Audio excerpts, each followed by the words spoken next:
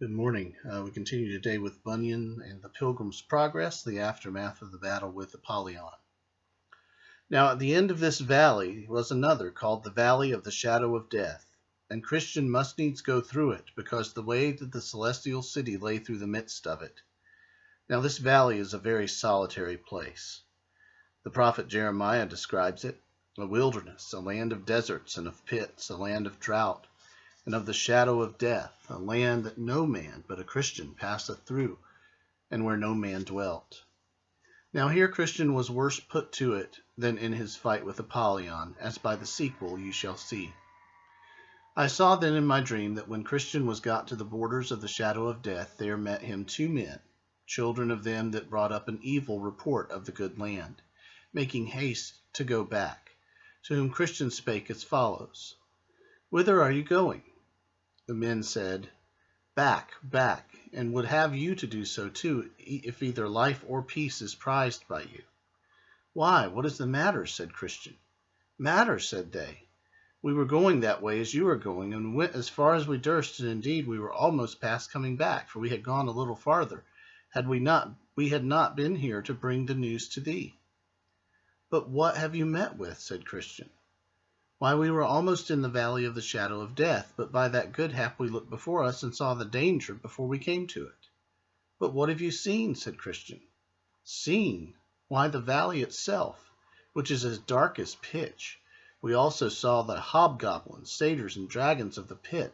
We heard also in that valley a continual howling and yelling, as of a people under unutterable misery, who sat there bound in affliction and irons. And over that valley hangs discouraging clouds of confusion. Death also doth always spread his wings over it. In other words, it is every whit dreadful, being utterly without order. Then said Christian, I perceive not yet by what you have said, but that this is my way to the desired haven. Be it thy way, we will not choose it for ours. So they parted. Then Christian went on his way, but still with his sword drawn in his hand, for fear he should be assaulted. I saw in my dream, so far as this valley reached, there was on the right hand a very deep ditch, and into that ditch the blind have led the blind in all ages, and have perished there miserably. And behold, on the left there was a very dangerous quag, into which, if even a good man falls, he can find no bottom for his foot to stand on. Into that quag King David once did fall, and had no doubt therein been smothered, had not he that is able plucked him out. The pathway was here also exceeding narrow, and therefore good Christian was the more put to it. When he sought in the dark to shun the ditch on the one hand, he was ready to tip over into the mire on the other. Also, when he sought to escape the mire without great carefulness, he would be ready to fall into the ditch. Thus he went on, and I heard him here sigh bitterly, for besides the dangers mentioned above, the pathway here was so dark that ofttimes when he lifted up his foot to set forward, he knew not where, or upon what he should set it next. About the midst of this valley I perceived the mouth of hell to be, and it stood also hard by the wayside. Now thought Christian, what shall I do? And ever and anon the flame and smoke would come out in such abundance, with sparks and hideous noises, things that cared not for Christian's sword, as did Apollyon before, that he was forced to put up his sword and betake himself to another weapon called all prayer.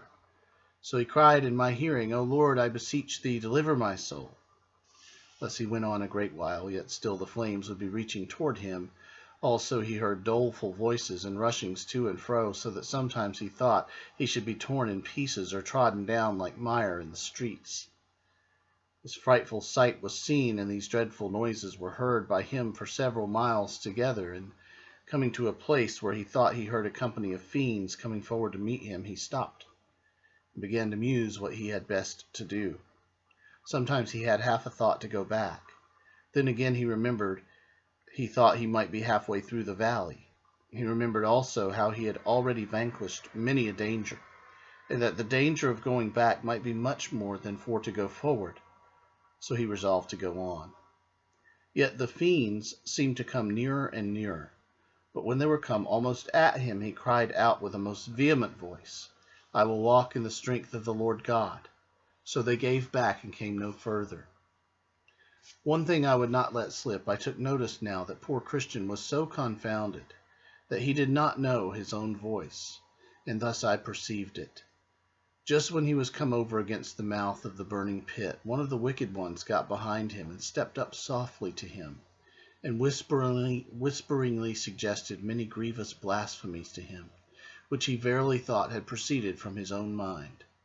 This put Christian more to it than anything that he met with before, even to think that he should now blaspheme him that loved him so much before. Yet, could he have helped it, he would not have done it. But he had not the discretion neither to stop his ears nor to know from whence those blasphemies came. When Christian had traveled in this disconsolate condition for some considerable time, he thought he heard the voice of a man as saying before him, "Though I walk through the valley of the shadow of death, I will fear none ill, for thou art with me." Then he was glad, and that for these reasons. First, because he gathered from thence that some who feared God were in this valley as well as himself. Second, for that he perceived God was with them, though in the dark and dismal state, and why not, thought he, with me, though by reason of impediment that attends this place I cannot perceive it. Thirdly, for that he hoped, could he overtake them, to have company by and by. So he went on and called to him that was before, but he knew not what to answer, for that he also thought himself to be alone. And by the day broke. Then said Christian, "He hath turned the shadow of death into morning." Now morning being come, he looked back, not of desire to return, but to see by the light of day what hazards he had gone through in the dark. So he saw more perfectly the ditch that was on the one hand and the quag on the other, and how narrow the way which lay betwixt them both. Also he now saw the hobgoblins, the satyrs, and the dragons of the pit, but all afar off, for after the break of day they came not nigh.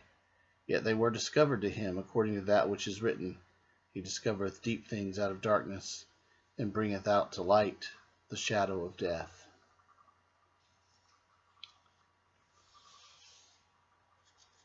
This section of the Valley of the Shadow of Death is really best understood when it's set next to the previous account of the battle with Apollyon. The distinction between the battles is very interesting in the way that Bunyan puts it. Those dramatic spiritual conflicts, that spiritual warfare that happens in our lives on the one hand, real demonic opposition versus the longer term darkness of walking in this life, the difficulties, the dangers, toils, and snares, as Amazing Grace tells us, that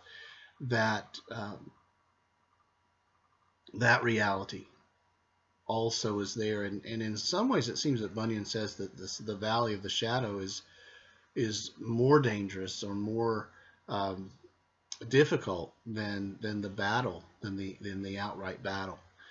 So there's a lot of richness in those descriptions, and a reminder to us that we will face both kind of those seasons of darkness as well as individual events that may be particularly fierce in terms of the spiritual importance. So interesting comparison to hold these things next to each other. I think it's not a mistake that Bunyan put those events right next to each other to illustrate that difference. And so we just need to be aware of those realities and walk in light of them today. So thanks a lot for listening. Hope you have a good day.